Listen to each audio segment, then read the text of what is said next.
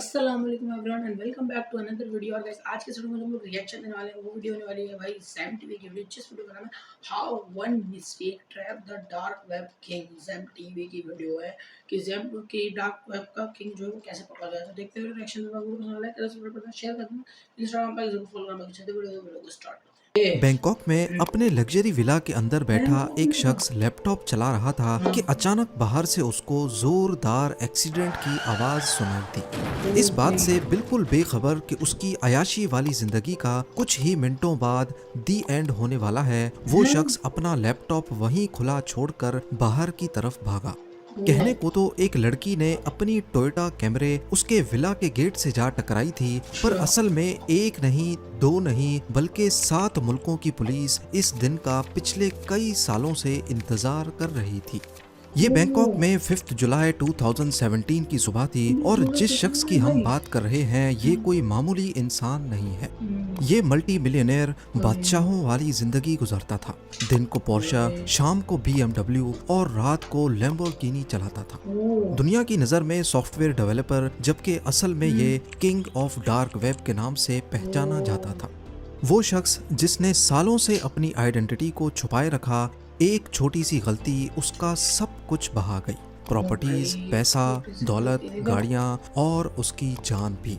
पर आखिर वो छोटी सी गलती क्या थी और कैसे 7 मुल्कों की पुलिस ने कोलैबोरेशन के साथ दुनिया के सबसे वांटेड डार्क वेब किंग को ढूंढ निकाला।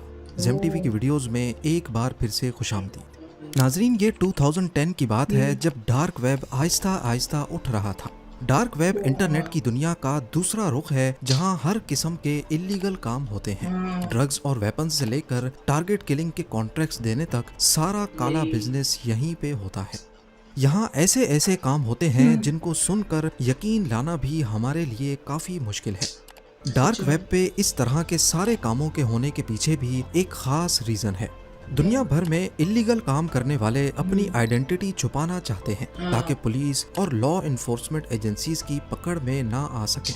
और डार्क वेब पे इनका ये मसला हमेशा हमेशा के लिए हल होता नजर आ रहा था। जिस तरह नॉर्मल इंटरनेट पर ब्राउजिंग के लिए हम गूगल क्रोम जैसे ब्राउजर्स का इस्तेमाल करते हैं, इसी तरह डार्क वेब की वेबसाइट्स को ब्राउज करने के लिए स्पेशल ब्राउजर्स यूज होते हैं जो यूजर की आइडेंटिटी को बहुत सारे सर्वर्स के जरिए प्रोटेक्शन देते हैं।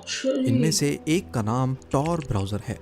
2010 से पहले डार्क वेब का इतना रुझान नहीं था, लेकिन इसके बाद क्रिप्टो करेंसीज के आते ही इलीगल ट्रेड्स की पेमेंट ट्रांसफर करने का मसला भी हल हो गया, क्योंकि क्रिप्टो करेंसी को ट्रैक करना अथॉरिटीज के लिए नामुमकिन है। डार्क वेब में इलीगल ट्रेड्स के सारे मसले हल हो चुके थे। कॉन्ट्रैक्टर्स की आइडेंटिटी भी सेफ थी और पेमेंट ट्रांसफर करना भी काफी सेफ हो चुका था। अब सिर्फ एक चीज की जरूरत थी और वो था कोई अच्छा और रेप्यूटेबल प्लेटफॉर्म या फिर डार्क वेबसाइट। सबसे पहले सिल्क रोड नाम की डार्क वेबसाइट बनी जिसको इंटरनेट की इस अंधेरी दुनिया में काफी कामयाबी मिली। इसकी शुरुआत फरवरी 2011 में हुई और उठते साथ ही इसको 1 लाख से ज्यादा कस्टमर्स ने इस्तेमाल करना शुरू कर दिया। लेकिन 2.5 सालों के बाद सिल्क रोड का मालिक पकड़ा गया और ये वेबसाइट बंद कर दी गई। पर क्योंकि इस बिजनेस की काफी डिमांड थी तो कुछ ही दिनों में बहुत सारी नई डार्क वेबसाइट्स लॉन्च कर दी गई, जिसमें सिल्क रोड 2.0 और एवोल्यूशन नाम की वेबसाइट्स भी शामिल थी। इन वेबसाइट्स पे सेल परचेज के लिए कस्टमर्स अपने बिटकॉइंस प्लेटफॉर्म को देते और परचेजिंग के बाद ये बिटकॉइंस प्लेटफॉर्म का कमीशन काट कर सेलर को मिल जाते थे। अब क्योंकि यहाँ होता ही सारा ब्लैक बिजनेस है तो अक्सर वेबसाइट ऑपरेटर्स कस्टमर्स के सारे पैसे लेकर वेबसाइट बंद करके भाग जाते थे, जिसको एग्जिट स्कैम्स भी कहते हैं। वैसे ही ना उनको कोई जानता था और फिर डार्क वेब की वजह से उनको ट्रेस करना भी एक नामुमकिन काम था। लिहाजा एग्जिट स्कैम्स की सूरत में ड्रग डीलर्स सिंपली दूसरे प्लेटफॉर्म्स पे शिफ्ट हो जाते थे। डार्क वेब के शुरुआती सालों में यहाँ बहुत घपले होते रहे। एग्जिट स्कैम्स, प्लेटफॉर्म ओनर्स का पकड़ा जाना और हैकिंग बहुत कॉमन थी। यहाँ एक रेप्यूटेबल और ट्रस्टेड प्लेटफॉर्म की जरूरत थी और यही वो वक्त था जब 2014 में डार्क वेब पर अल्फा बे नामी डार्क वेबसाइट लॉन्च हुई। इसे लॉन्च करने वाले शख्स का ना नाम किसी को पता था, ना ही उसकी लोकेशन। वो अपने आप को अल्फा 02 के नाम से आइडेंटिफाई करवाता था। शुरुआत में अल्फा बे पर सिर्फ चोरी शुदा क्रेडिट कार्ड्स की इंफॉर्मेशन बिकती थी, लेकिन बाद में यहाँ दूसरे भी प्रोडक्ट्स की सेल परचेज शुरू हो गई, जैसा कि मनी लॉन्ड्रिंग और ड्रग्स।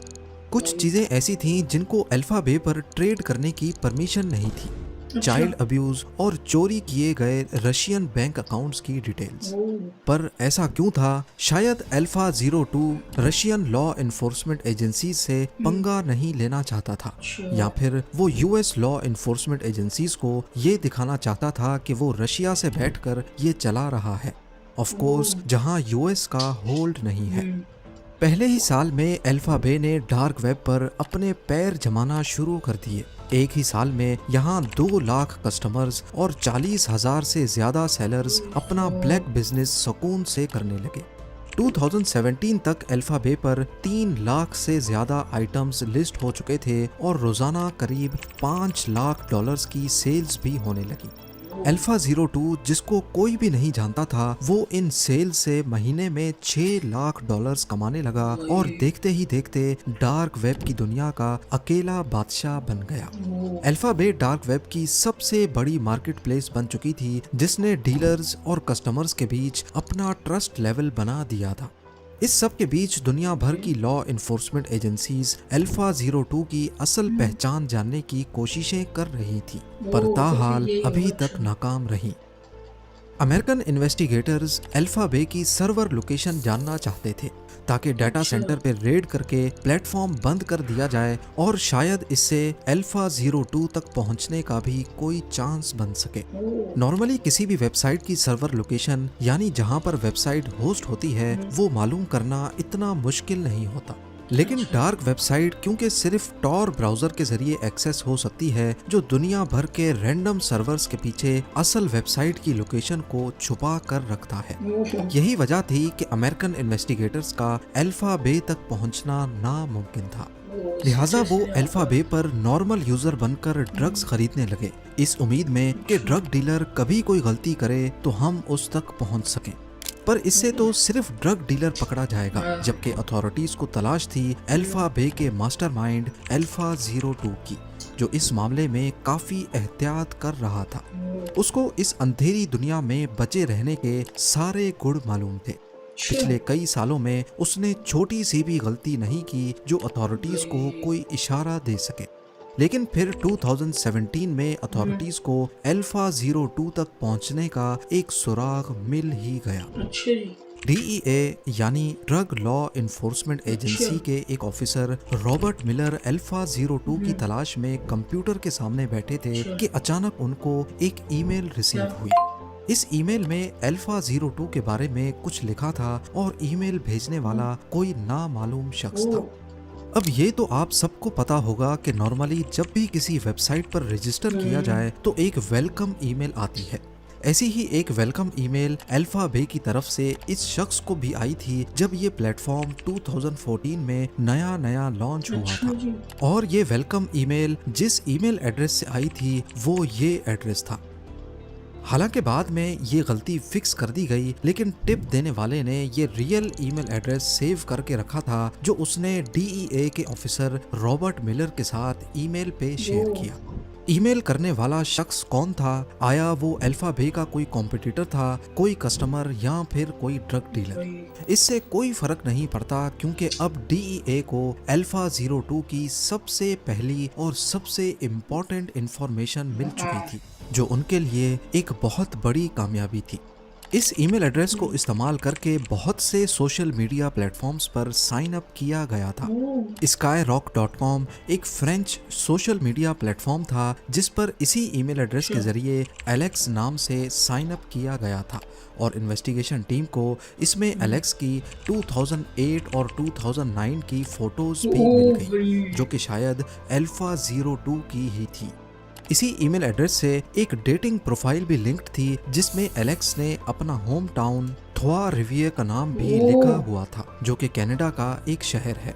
2008 की इस प्रोफाइल के मुताबिक उस वक्त वो 17 सालों का था और शायद ईमेल एड्रेस में 91 उसका ईयर ऑफ बर्थ ही है। इसी ईमेल को इस्तेमाल करके 2008 में ही उसने एक फ्रेंच टेक्नोलॉजी फोरम पे भी पोस्ट किया था, जिसमें उसका यूज़र नेम Alpha02, जबकि पोस्ट के आखिर में उसका असल नाम लिखा हुआ था, अलेक्जेंड्री केजिस। अथॉरिटीज के पास Alpha02 का असल नाम आ चुका था, लेकिन वो है कहाँ पर? लिंक्डइन की प्रोफाइल पर अलेक्जेंड्री ने खुद को सॉफ्टवेयर डिजाइनर शो किया हुआ था, जबकि उसकी करंट लोकेशन के बारे में सबसे बड़ा क्लू फेसबुक से मिला। अथॉरिटीज को फेसबुक पर थाईलैंड की एक लड़की की प्रोफाइल मिली जो अलेक्जेंड्री की मंगेतर थी। शायद अलेक्जेंड्री केजिस थाईलैंड में ही रहता होगा। इस टिप की मदद से अमेरिकन अथॉरिटीज बैंकॉक पहुंच गईं और थाईलैंड अथॉरिटीज के साथ मिलकर उन्होंने ये मालूम कर लिया कि अलेक्जेंड्री ने बैंकॉक में कई प्रॉपर्टीज खरीद रखी हैं। ये वक्त उसको पकड़ने का नहीं बल्कि चुपके से उस पर नजर रखने का था। उसका एक विला था जहां वो अपनी थाई बीवी के साथ रहता, दूसरा $3 मिलियन का मेंशन बैंकॉक के बाहर था जहां वो अपनी अयाशियां करता था। फुकेट में एक हॉलिडे होम और एक विला वो साइप्रस में खरीदने वाला था। एजेंट्स ने उसकी सारी हरकतों पर नजर रखना शुरू कर दी। वो अपनी लैम्बोर्गिनी में बैंकॉक घूमता, इस बात से बिल्कुल बेखबर कि थाईलैंड, अमेरिका और कनाडा के एजेंट्स उसका पीछा कर रहे हैं। अपनी रोजमर्रा जिंदगी में डार्क वेब का किंग एक नॉर्मल इंसान था। वो सुबह जल्दी उठता और तकरीबन सारा दिन घर में ही रहता था। इस सब के बीच अथॉरिटीज ने उसको अरेस्ट करने का प्लान बनाना शुरू कर दिया, पर मसला ये था कि अगर उसको ऐसे ही अरेस्ट कर लिया गया तो कोर्ट में साबित नहीं हो पाएगा कि यही शख्स अल्फा बे का मालिक है। इसीलिए इन्वेस्टिगेशन टीम चाहती थी कि इसको रंगे हाथों पकड़ा जाए जब वो अपने लैपटॉप पे काम कर रहा हो। अल्फा बे बेशक ही डार्क वेब की सबसे बड़ी मार्केट प्लेस थी, लेकिन इसका भी कॉम्पिटिटर था। यूरोप में हेंसा के नाम से एक डार्क वेबसाइट फेमस थी जिसने यूरोपियन अथॉरिटीज की नाक में दम कर रखा था। जिस वक्त अमेरिकन अल्फा बे के मालिक अलेक्जेंड्री को अरेस्ट करने के मंसूबे बना रहे थे, उसी वक्त यूरोपियन इन्वेस्टिगेटर्स को एक भरपूर कामयाबी मिली। उन्होंने हेंसा मार्केट की सर्वर लोकेशन का पता लगा लिया था, शायद किसी मुखबर की मदद से। वो हेंसा मार्केट के सर्वर बंद नहीं करना चाहते थे क्योंकि इससे कोई फायदा नहीं होगा, बल्कि हेंसा मार्केट नए सर्वर्स पर दोबारा चला दी जाएगी। उन्होंने चुपके से उसके सर्वर्स का डाटा कॉपी किया और एडमिन की चैट पढ़ने के बाद वो ये पता लगाने में कामयाब हो गए कि हेंसा मार्केट का मालिक जर्मनी में रहता है। यूरोपियन अथॉरिटीज ने जर्मन फेडरल क्रिमिनल पुलिस के साथ मिलकर हेंसा मार्केट के मालिक को ढूंढने की कोशिशें शुरू कर दी। इसी दौरान अमेरिका की FBI ने यूरोपियन अथॉरिटीज को बताया कि वो Alpha02 को अरेस्ट करके अल्फा बे बंद करने जा रहे हैं। अमेरिकन, यूरोपियन और जर्मन अथॉरिटीज समेत टोटल 7 मुल्कों की एजेंसीज ने इस ऑपरेशन को एक नया रंग देना चाहा, जिसको ऑपरेशन बेयोनेट का नाम दिया गया।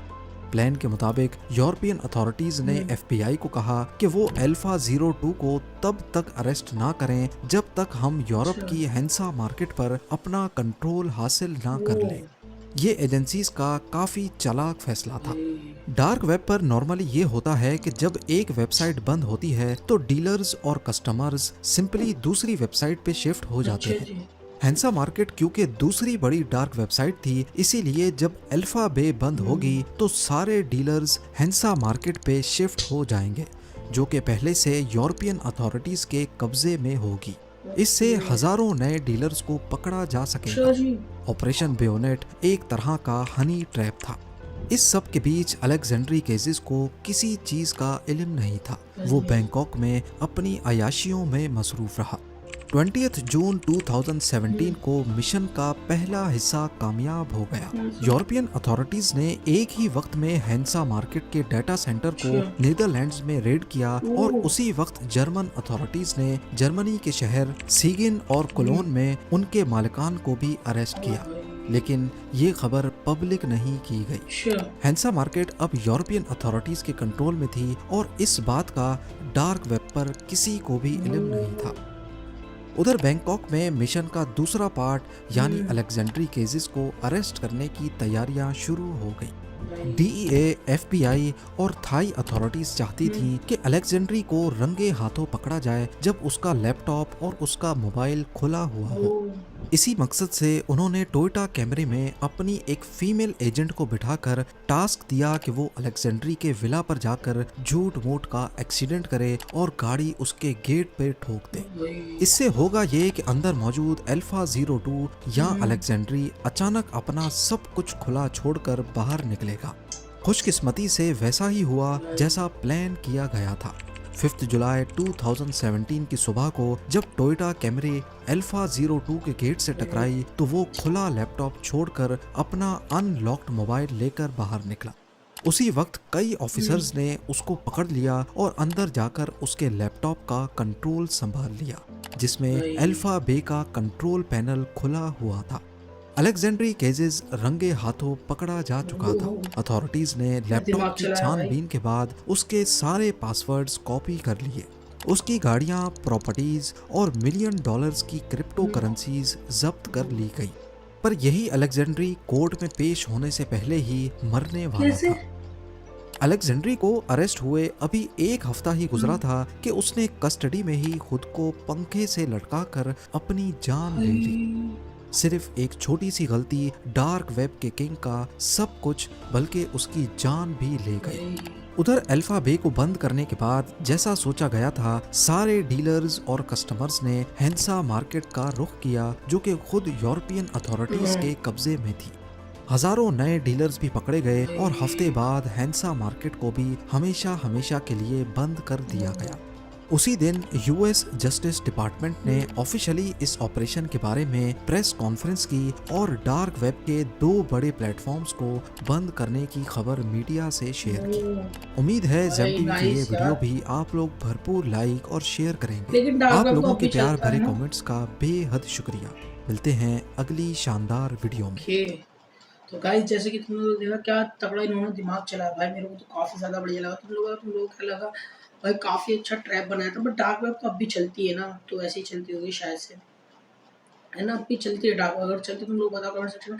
बाकी वीडियो को लाइक करना, सब्सक्राइब करना, शेयर कर देना। इंस्टाग्राम पर जरूर फॉलो करना और अपना ओपिनियन कमेंट सेक्शन में जरूर बताना कि तुम्हें क्या लगता है, तुम्हारी क्या राय है। बाकी ठीक है जी, मैं मिलता हूं नेक्स्ट वीडियो में। Peace and bye bye.